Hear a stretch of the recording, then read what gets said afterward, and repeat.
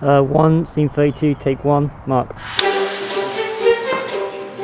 guys, we're going to take first positions, everyone, please.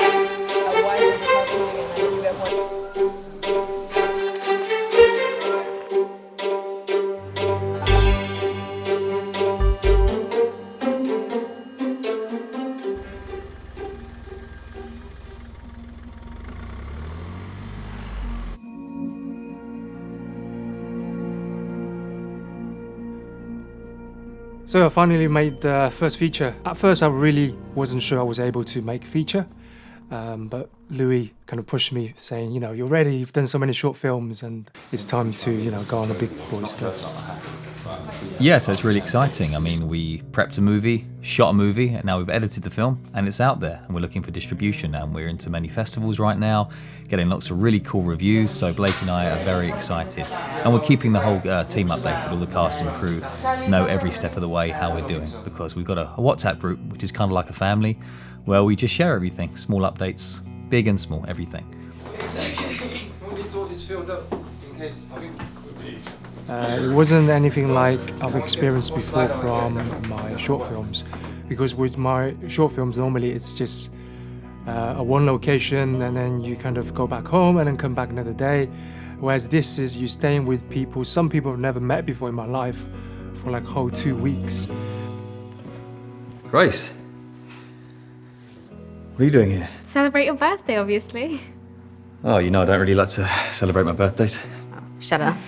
It's a good excuse to get drunk at least. It's exciting to be able to look back at all this footage and, for Blake and I to reflect on what we learnt, on how we'd grown as a team, really, as a producer and a director, actors. The days where we were filming Grace's approach to Ed and Liv's place were quite challenging, because it was very on in the shoot. We were getting used to working as a team. The crew were getting to know each other, the cast was settling in, and Blake and I were just thrown straight in at the deep end in terms of, the logistics of, first of all, scouting the right kind of roads to use around South Somerset, where the unit base was and the location was, and also dealing with the elements, that you always deal with as an indie filmmaker: the weather, traffic, logistical problems, getting casts to and from, toilets, food, all that kind of thing.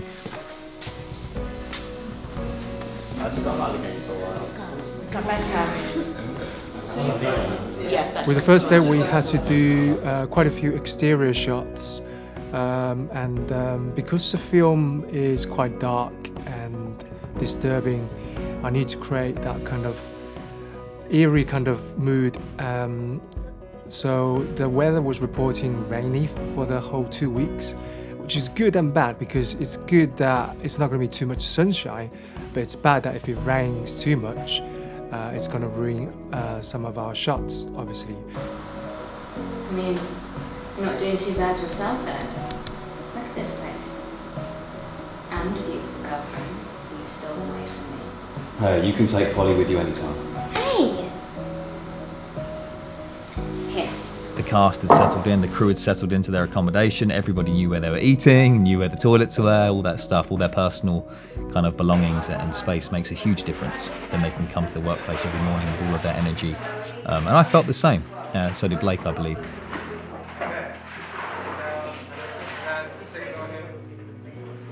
There was a scene where the three characters were having a drink, kind of a party scene.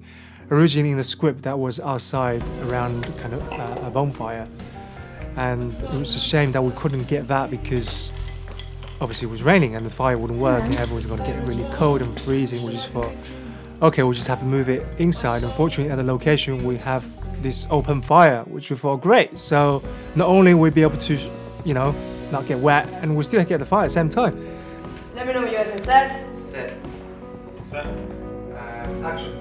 The benefit of the location we had was we were so lucky to find the location. I mean, we had these 2 converted barns that are now modern day houses, beautiful studios. So as you know, we shot in one and we had most of the crew living in the other house and storing all of their equipment in the other house. We got to set up proper makeup and hair station in the other room, which was fantastic. We had all our kind of catering in the other room. So it felt like a real kind of holiday kind of camp in a way, a filmmaker's holiday camp. And I realised every day I was I was falling in love with the process of filmmaking. You know, you always think about the end product as an actor, and stepping on board this time as a producer, I really found something that I've quite a passion for now. Talking with Blake every day in the morning, we'd have mini meetings throughout the day and in the evenings, of course. But we were always trying to make sure the team were inspired. I think that was part of my job. You know, Blake had a massive challenge in terms of working out the shots every day and the shots for the next day and all that stuff, directing the actors and just, you know, dictating what he wanted to the lighting team, the makeup team, the hair team, costume, all that stuff. Whereas I got to kind of step back a bit and look at everybody as a whole and make sure there were no leaks in the system and keep everybody inspired. So I really learnt a lot about managing people, talking with people, and a lot about myself. So I'm really grateful for everything that Help has taught me, and I hope to take it into the next film. Cigars! How much cigars? Oh, thank you very much. So, There were a few days that really kind of got me, because the camera would just stop working one day. We turn it on and then it says there was an error, so we had to restart the camera. And the second time it still said there's an error. We had to do that 4 or 5 times. You know, by the 5th time I'm thinking, you know, if we can't get this camera to work, what are we going to do with this production? Do we close down the production and then go back to this location, shoot again, or do we rent another camera with the budget we don't have? We did have a backup camera, but it just wasn't really kind of the way I want to go. Fortunately, it worked in the end after a few restarts to the camera, and we didn't have any further technical problems. Come on, let me show you to your room.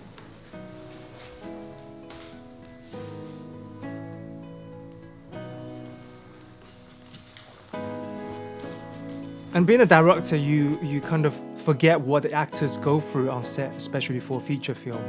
Again, for the short films, it's just a few lines here and there. You can remember it within an hour. For a feature film, they sometimes have to go back to their kind of line every single evening before the next shoot. Some of the actors be able to remember the whole film from start to finish, which I'm really impressed, because I can't do that. So I'm really impressed that they were able to not only remember the line but also perform and get the action right. And because I'm quite fussy in terms of getting the right body language, some of the directors are happy for them to just, you know, be flexible and do what they want. But for me, I really wanted to have the right body language in terms of the eye movement, the head movement, even down to the kind of hand gestures. So, and with the right timing with the camera crew as well. And yeah, I'm just really impressed that everyone pulled off on set. As you can see, we have some days where we are outdoors, walking with Polly, my character's dog in the film. That was also another challenge, because we only had Polly, Ivor, for one day. So we had to shoot all the shots where you see Polly in the script without Polly. And then when Ivor was able to come along and play Polly, we had to reshoot all that stuff. So the shots that you can see where we're outdoors walking, we, you know, pretending that Polly's there the whole time. And it may seem simple, just thinking, oh yeah, you know, you get on with it, but actually there's a lot of stuff to think about for continuity later on. So we were very fortunate to have Jeffrey, our continuity guy, keeping a very close eye on all that kind of stuff, and Rebecca, our first AD, constantly working with Blake, making sure that we knew what lied ahead as we were getting through it shot by shot. And it all matched up wonderfully, so I was just amazed. And action.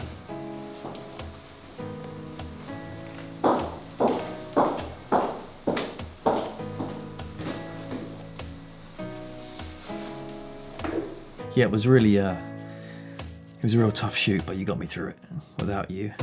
Yeah, I felt like that. I felt like that some days as well, but thank you for giving me this opportunity, because without you, I just couldn't have done it. What was that? Are you going to come on the next film with us? Listen, I need your help. I'm not sure Blake's really up to directing the next film. So if you're free, no, is that a no? I'll talk to your agent. I mean, give you some more food. No? Okay, don't tell him I told you, okay? Shh. Good boy, good boy. That's a no, isn't it? We'll negotiate. Okay, off you go. Bye, bye.